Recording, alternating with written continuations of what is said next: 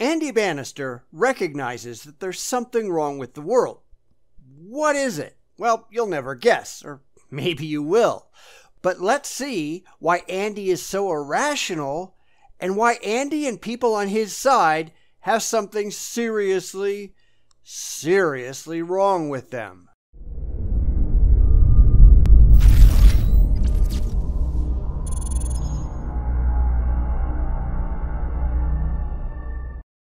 Back again with one of the rare Andy Bannister videos, and someone asked me why I keep responding to people like Andy and Stand to Reason and Frank Turek, people who aren't that bright and who will never change, and in the case of people like Andy and STR, just hide in their safe spaces and pretend that the opposition, the real opposition, isn't actually real.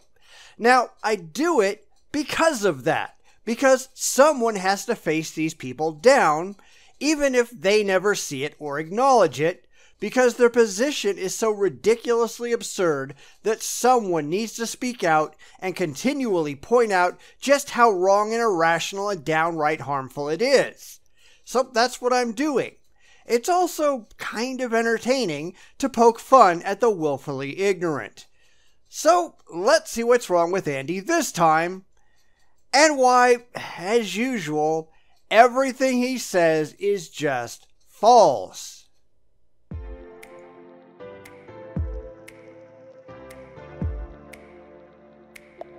What's wrong with the world? Lots of things. Now, one of the biggest, in my opinion, is religion. And I'm sure you don't share that opinion, but hey, you asked. I'm answering. And of course, the reason religion is a problem is because people are overly emotional and unfortunately irrational. They would rather the world be something that it is not, so they invent ad hoc rationalizations that assume that the world is the way they wish it was instead of the way it actually is. Now, certainly there are lots of other problems, but I suspect that's not what you're going to talk about, is it, Andy? You know, that's an interesting question. And what fascinates me is everybody has some kind of idea about an answer to that question, because everybody I meet thinks something is wrong with the world. And there's something wrong with just about everything. Everything can be improved, and based on what you view as improvement, pretty much everyone can come up with suggestions as to how to make things better. The real secret is to actually care about making things better, not just improving your own emotional state. And I suspect this is going to go terribly wrong. I have never actually yet met anybody who looks around them and goes, hey, the world is perfect, there are no problems. Some people think the problem in the world is all the poverty. Some people think the problem in the world is all the big businesses. My friends who are into the environmental movement think the problem with the world is the hole in the ozone layer, all the carbon dioxide and the plastic in the oceans. Or my atheist friends think the problem in the world is all the religious people. And for my friends who are passionate about politics, the left-wingers think the problem in the world are the right-wingers, and the right-wingers think the problem in the world is the left-wingers. Everybody thinks there is a problem in the world and is keen to point the finger at what it is. Like I said, it depends on your perspective. All of those things that Andy mentioned are probably problems of some sort or another. They are a problem. They are not necessarily the problem. They are not the underlying cause of many other problems that if you solved that problem, you necessarily solve a huge swath of the others. Because most of those problems are, in fact, symptoms of the real problem, and that problem is human irrationality. If you solve that, the others pretty much go away. But what fascinates me, for all of that tendency to recognize there is something wrong in the world, all the solutions that have been tried over the ages have ultimately failed. That's because while people recognize the problems, they largely don't actually want a solution. Because the real solution takes hard work and sacrifice and a fundamental change in how humans look at the world and interact with it. It takes giving up a lot of things that humanity has come to rely on. It takes becoming responsible for your own life and your own place in the real world. And that terrifies most people, because you notice that the solutions most people come up with, those solutions are designed to make things easier on them, not harder, to alleviate responsibility, not intensify it. Because people in general are lazy and looking for a way to make their lives simpler, not more complicated. And that's why real solutions to major problems are rarely forthcoming. It doesn't seem to be the case that however much education we apply to the world, or more development money, or more politics, or more science, it doesn't matter what we do, ultimately we seem to end back at the beginning and the problems remain. Could it just be because we are absolutely right in recognizing something has gone wrong, but as human beings we tend to mistake the symptoms for the cause and not go for the root issue? What really is wrong with the world? I've already said, but of course Andy will entirely miss the forest for the trees and go with something we all know he's dedicated to, his imaginary friend. Andy's hardly thinking, but he certainly isn't thinking deeply enough. Religion is a symptom of a deeper issue, but he acts like more delusion will somehow make things better. Andy is part of the problem. What's wrong with you, Andy? Well, Christians have some strong ideas on that, and the Bible is very clear. It says the problem in the world is ultimately not out there somewhere, but is in here somewhere. The problem in the world is the human heart, and specifically what the Bible calls sin. That thing that doesn't really exist, but is just a guilt trip invented by humanity to explain why so many people do so many things that so many consider wrong. Because they can't just admit that people are irresponsible pricks by and large. They have to pretend that some imaginary father figure in the sky is being personally and purposely pissed off by human action, and we all deserve to be punished for not keeping impossible rules. Yes, Christians are idiots. Now, sin is one of those words that gets thrown around a lot these days and people don't necessarily understand what it means, but for the Bible it's very, very clear. As human beings, the Bible says, we were designed for our lives to be orientated around the God who loved us and made us and created us, who demonstrated how much he loves us when he steps into history in the person of Jesus. We're supposed to orientate our lives around worshipping him, and then the other pieces fall into place correctly. Which makes no sense at all. Andy clearly doesn't understand his own theology. If man actually did what Andy said, effectively be a sycophantic slave to this imaginary friend of his, then there would have been no need for Jesus to come down here and get nailed to a tree at all. And of course, had that been the case, there never would have been any need for Christianity. None whatsoever.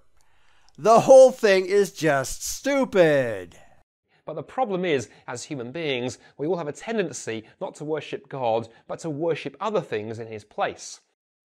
I don't worship anything. I find worship, the very concept, to be entirely irrational and idiotic. And it doesn't matter what you're talking about. I have no feelings of fealty or adoration toward anyone or anything, and if you do, then there's something wrong with you. That's not actually a surprise, is it? Now, of course, my atheist friends or skeptical friends watching this may at this point be jumping up and down going, well, hang on a minute, I don't worship anything, I'm an atheist. Well, I'm afraid that is not a get-out-of-jail-free card, because as David Foster Wallace, one of the most famous novelists of the last 10 to 15 years or so, committed atheist, Pulitzer Prize nominated novelist, once remarked in an essay he wrote towards the end of his death, he wrote these amazing words on worship. And as I read these to you, remember this is an atheist you're hearing here. In the day-to-day trenches of adult life, there is actually no such thing as atheism. There is no such thing as not worshipping. Everybody worships. The only choice we get is what to worship. And an outstanding reason for choosing some sort of god or spiritual type thing to worship is that pretty much anything else you worship will eat you alive. If you worship money and things, if they are where you tap real meaning in life, then you will never have enough, never feel you have enough. It's the truth. Worship your own body and beauty and sexual allure, and you will always feel ugly, and when time and age start showing, you will die a million deaths before they finally plant you. Worship power, and you will feel weak and afraid, and you will need ever more power over others to keep the fear at bay. Worship your intellect, being seen as smart, and you will end up feeling stupid, a fraud, always on the verge of being found out, and so on. Except, as I said, I don't worship any of those things. I don't even respect most of those things. I don't care about power. I don't really care about money except you need it to live. I don't care about beauty. I don't even care about intellect except as a means to an end. None of those things actually matter. They all appeal to the terminally shallow, which, if you look at the rich and powerful, at the beautiful people in Hollywood, describes pretty much every single last one of them. I don't value those people one bit. They are also part of the problem, because they are also highly irrational. Those things are symptoms of irrationality, just as worship is. Nothing, absolutely nothing, is worthy of worship. Respect, yes, if it's earned. Love, okay, again if it's earned. Admiration, perhaps, if it's earned. Worship? No, that's dumb. And I agree with David completely. I think what he identifies in that piece of writing is that human tendency to center our lives on the wrong thing, and those wrong things to destroy us and destroy those around us. Yes, and imaginary friends are again one of those wrong things, because they're not demonstrably real. They're not demonstrably helpful. They don't demonstrably get us anywhere. Effectively, it says, I'm stupid and I'm lazy and I want to take the easy way out, even if the easy way doesn't actually do anything. It's a placebo, something that you believe to make yourself feel better, and when it doesn't work, as is almost always the case, you never blame the placebo for your problems. You make up other rationalized ideas to explain why your whole worldview doesn't actually fix anything.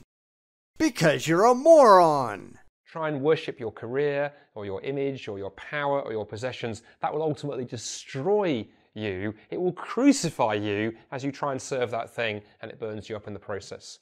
Good thing I do none of that, huh? By contrast, at the heart of the Christian faith stands the message that Jesus was crucified for you. That in the person of Jesus, God gave you everything. And when he says to you now, come follow me and worship me, lay down your life, give everything to me, he's not asking you to do anything he hasn't already done. Too bad none of the things he's done actually make life worth living or even possible to live, huh? Because you still have every single day-to-day human problem that everyone else does. You still have to work hard or you starve.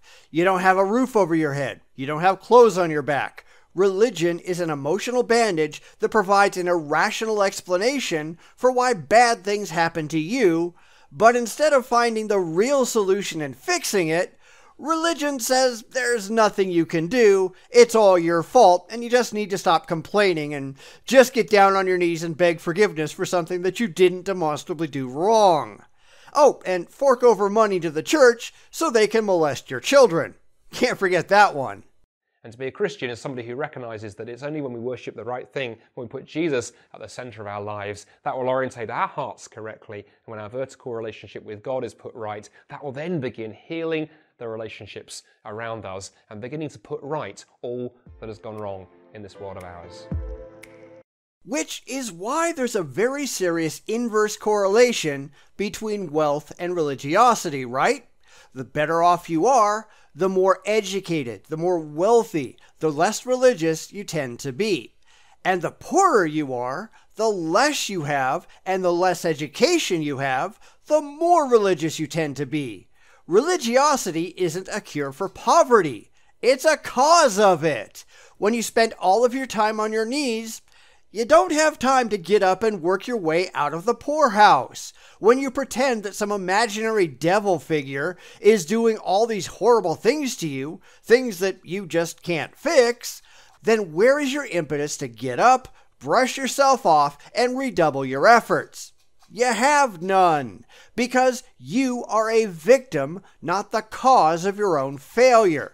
You did it to yourself, and you continue to do it to yourself by focusing on the imaginary and not on reality.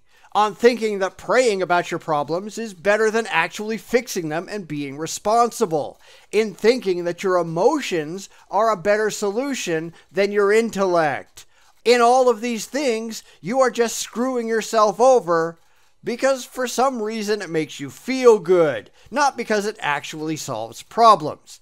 And Andy here just wants you to keep it up because he and his ilk rely on having more rubes to pay their bills. Whether or not they actually buy into this religious nonsense is really kind of irrelevant. They need your money, and therefore they need your faith. That makes Andy, if he believes any of this at all, a complete idiot, and if he doesn't, a complete con man. You decide which of the two is correct. What it doesn't make him is respectable or responsible or rational. We don't need more religion in the world. We need less. We don't need more irrationality in the world. We need less. And we don't need more Andy Bannisters in the world. We need none.